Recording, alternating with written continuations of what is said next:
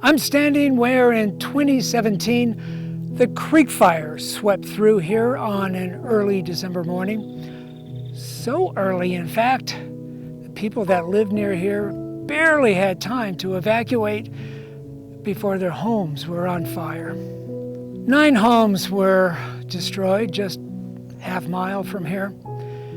And now, you'd never know.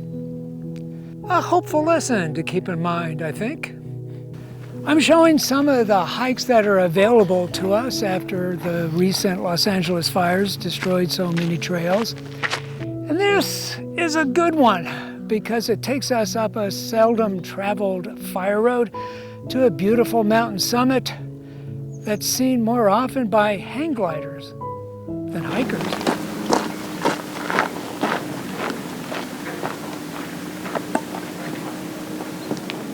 In keeping with this being a lesser-known trail, the entrance to the parking lot off Lopez Canyon Road is unmarked. Follow the directions and the description and you should have no trouble finding it. The trailhead is also nondescript, except for the rules signs. There's nothing that says where the trail goes, but we know what we can and can't do.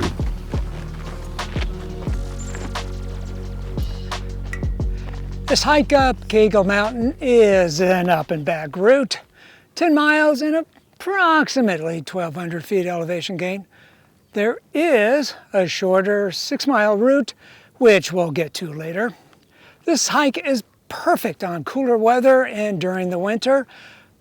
In the summer, be sure to start early. There is not a lot of shade here. And as always, directions to the somewhat obscure trailhead are in the description.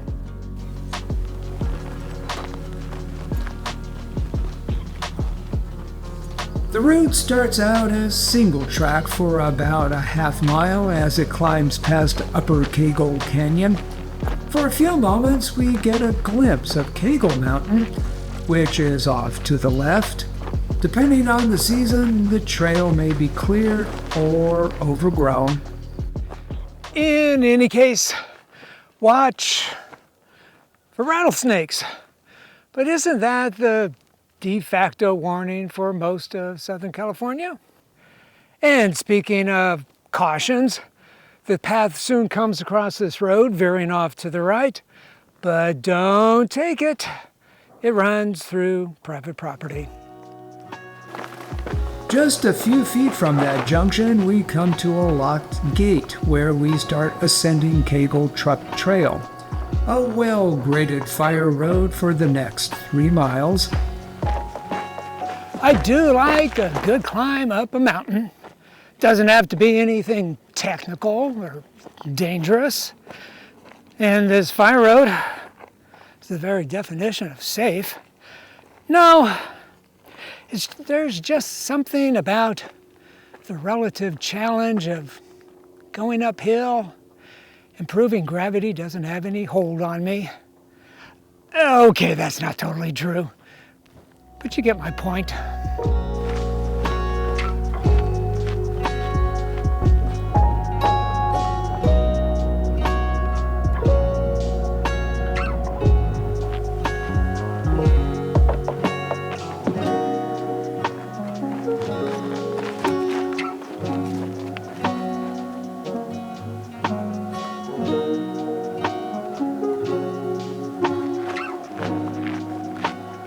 In the early 1900s, this road was used for access to a graphite mine, but lack of water shut down the operation.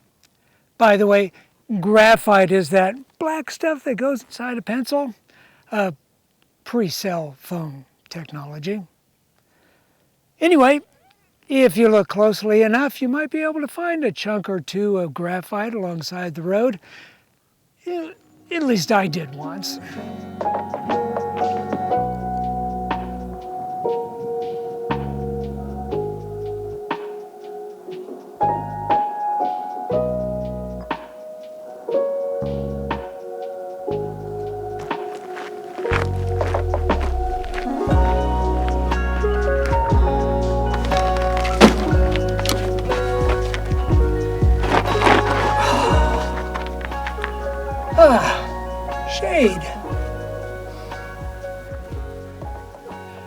After hiking about 1.5 miles, we come to this cistern.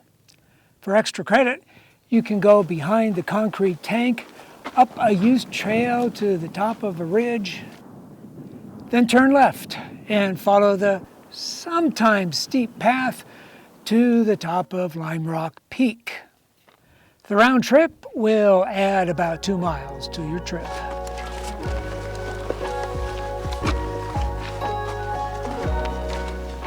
From here, no more city views. It's all mountains all the time. Down below, Little Tujunga Canyon. The San Gabriel Mountains continue on south from here. It almost feels wild out here. Almost. On most days, several peaks will be visible from here, including Josephine Peak, and in a little, you barely can see it, Mount Lukens, and a whole bunch of other peaks in the range that I can't name off the top of my head. After about 2.5 total miles, we reach this gate. The owner of the 40 acres here, smack inside the Angeles National Forest, maintains the road up to this point. Past here, single track soon takes over as we wind in and out of ravines and continue climbing. But it's an easy climb.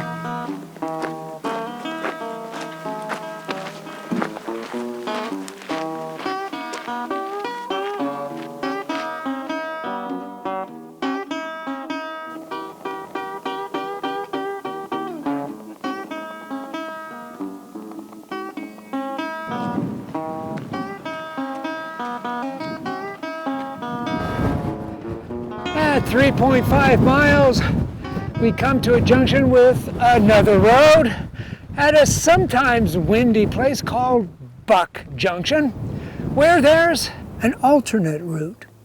Now, if you don't mind driving a windy road populated on the weekend by crazy drivers, you can come up Little Tujunga Canyon Road, where just past milepost 13.15, you'll find this small turnout. Oh, so carefully cross the highway to the gate and start up this dirt road. The views from here as you climb point mainly toward the Santa Clarita area. In 2016, the San Canyon fire charred the hillsides, and as with many wildfires, the damage is difficult to discern years later. After 1.5 miles, we reach Buck Saddle. From here, the route is occasionally steep. Whoever built this road was in a hurry to get to the top.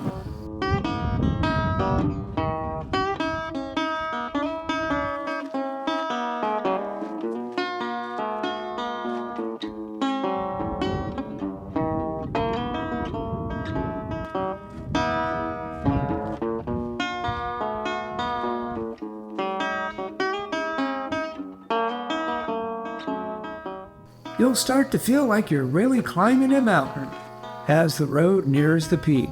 Elevation 3,547 feet.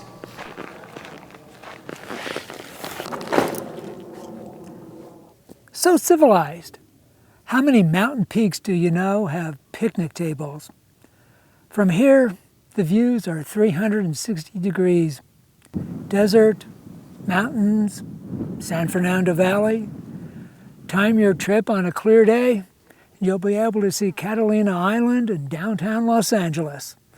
Again, topping out on a peak is special for me, and for a lot of other hikers, I'm sure.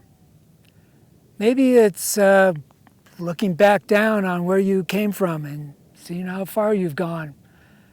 If that's too deep of a metaphor, maybe it's some version of feeling like you're the master of the universe, at least for a few minutes.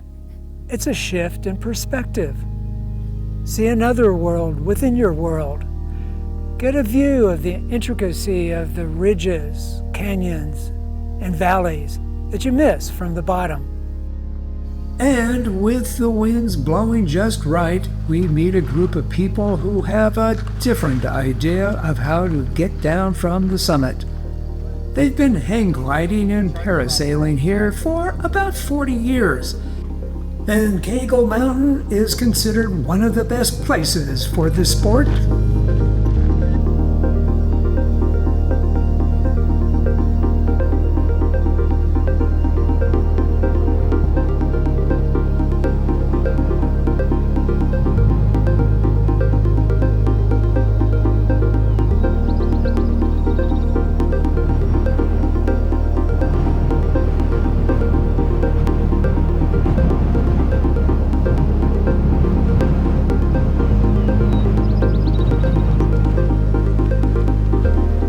Obviously, we returned the way we came.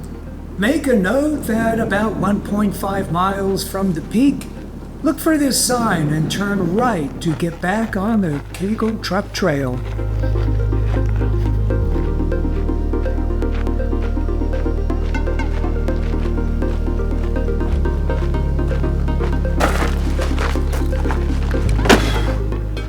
That was a good hike.